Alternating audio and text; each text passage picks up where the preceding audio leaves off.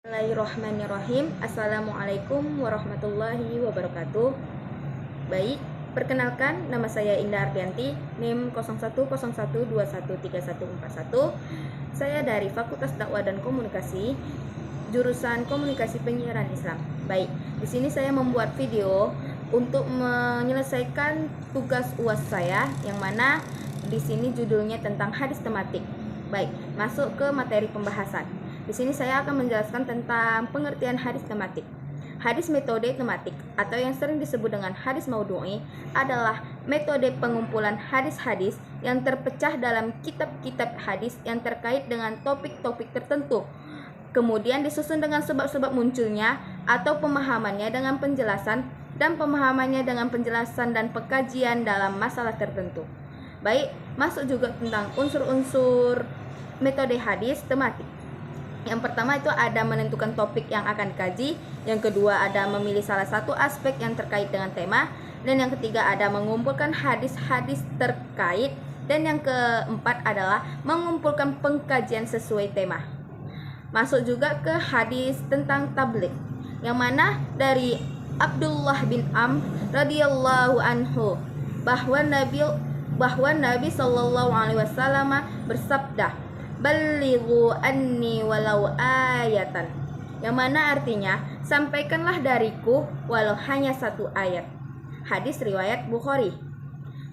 Tabligh atau menyampaikan ilmu dari Rasulullah sallallahu alaihi wasallam terbagi dalam dua bentuk. Yang pertama, menyampaikan dalil dari Al-Qur'an atau sebagiannya, dan dari As-Sunnah, baik sunnah yang berupa perkataan, perbuatan maupun persetujuan, dan segala hal yang terkait dengan sifat dan akhlak mulia Nabi Muhammad sallallahu alaihi wasallam.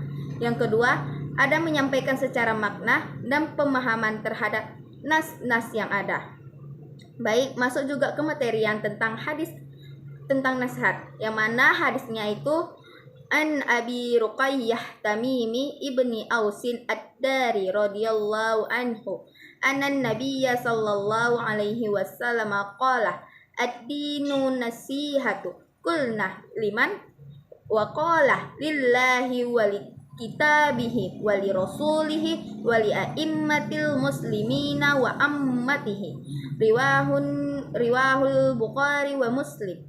Yang mana artinya dari Abu Ruqayyah Tamim bin Aus Ad-Dari radhiyallahu anhu, sesungguhnya Nabi sallallahu alaihi wasallam bersabda, yang mana sabdanya itu agama itu adalah nasihat. Yang mana para sahabat bertanya, apa, untuk siapa begitu? Beliau bersabda, untuk Allah, kitabnya, rasulnya, pemimpin-pemimpin umat Islam, dan untuk seluruh muslimin. Riwahu Muslim dan Bukhari. Baik, masuk juga tentang penjelasannya. Nasihat pada asalnya berarti bersih dari campuran atau adanya keserasian hubungan. Pada hadis di atas, nasihat untuk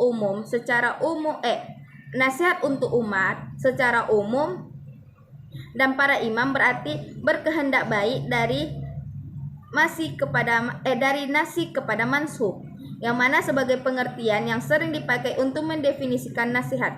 Adapun nasihat untuk lainnya sesuai dengan asal katanya, yaitu adanya keserasian hubungan, di mana masing-masing memberikan hak pihak lain yang mesti ditunaikan. Hadis tentang nasihat ini juga bertujuan untuk nasihat untuk Allah, untuk kitabnya, untuk rasulnya, dan untuk umat-umatnya atau untuk kaum muslimin. Masuklah ke hadis tentang etika dakwah, yang mana isinya wa an Aisyah radhiyallahu anha anna Nabiyya sallallahu alaihi wasallam qala innallaha rafiqun yuhibbur rifqah wa yu'ti 'alal rifqa ma la yu'ti 'alal unfi wa ma la yu'ti ma siwahu, rawahu Muslim. Yang mana artinya dari Ibunda Aisyah radhiyallahu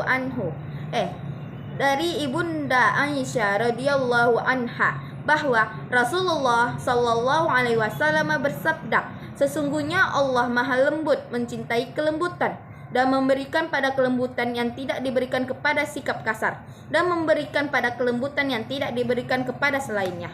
Hadis riwayat Muslim. Maka penjelasannya, Ajaklah mereka bermusyawarah atau berdiskusi sehingga tidak perlu ada kalimat yang menyakitkan hati orang lain, sekaligus memegang komitmen bersama. Selebihnya adalah bertawakal kepada Allah, karena semua yang terjadi adalah iradah dan qudrat Allah Subhanahu wa taala. Masuklah ciri-ciri orang munafik, yang mana isi hadisnya an Abi Hurairah radhiyallahu anhu anin Nabiyya sallallahu alaihi wasallam qala ayatul munafiki salasun iza haddasa kadzdzaba wa iza wa'ada akhlafa wa iza tu'mina khana, yang mana artinya dari Abu Hurairah radhiyallahu anhu, Rasulullah sallallahu alaihi wasallam bersabda, tanda-tanda orang munafik itu ada 3. Yang pertama, jika dia berbicara, dia berdusta. Jika berjanji, dia mengingkari. Dan jika dia dipercaya, dia berkhianat. Hadis riwayat Bukhari. Itulah ciri-ciri orang-orang munafik. Baik, yang sekiannya, siapa yang melihat kemungkaran hendaklah mengubahnya. Yang mana hadis isinya an Abi Sa'idin Al-Khudri radhiyallahu anhu qala sami'tu Rasulullah sallallahu alaihi wasallam yaqulu man ra'a minkum munkaran falyughayyirhu biyadihi fa in lam yastati fa bilisanihi fa in lam yastati fa biqalbihi fa in lam yastati fa biqalbihi wa dzalika ad'aful imani, rawahu Muslim. Yang artinya dari Abu Sa'id Al-Khudri radhiyallahu anhu, dia berkata, aku mendengar Rasulullah sallallahu alaihi wasallam bersabda, barang siapa di antara kalian melihat suatu kemungkaran, hendaklah ia mengubah dengan tangannya. Jika tidak mampu, maka dengan lisannya. Dan jika tidak mampu, maka dengan hatinya. Itu adalah selemah-lemahnya iman. Dan hadis riwayat Muslim. Kemungkaran adalah semua yang dinilai jelek oleh syariat, yaitu yang hukumnya haram. Kemungkaran yang diubah adalah yang terlihat mata atau yang sejajar dengan kedudukan mata. Dan mengubahnya ketika melihat kemungkaran tersebut. Kemungkaran yang tidak terlihat mata tapi diketahui masuk dalam pembahasan nasihat, dan yang diubah adalah kemungkarannya. Adapun pelakunya maka masalah tersendiri. Baik, sekian dari saya undur pamit. Saya Indah Ardianti, NIM 0101213141. Terima kasih. Jika ada yang salah saya mohon ampun kepada Allah, dan jika ada salah saya mohon maaf kepada pendengar. Wabillahi taufiq wal hidayah. Wassalamualaikum warahmatullahi wabarakatuh.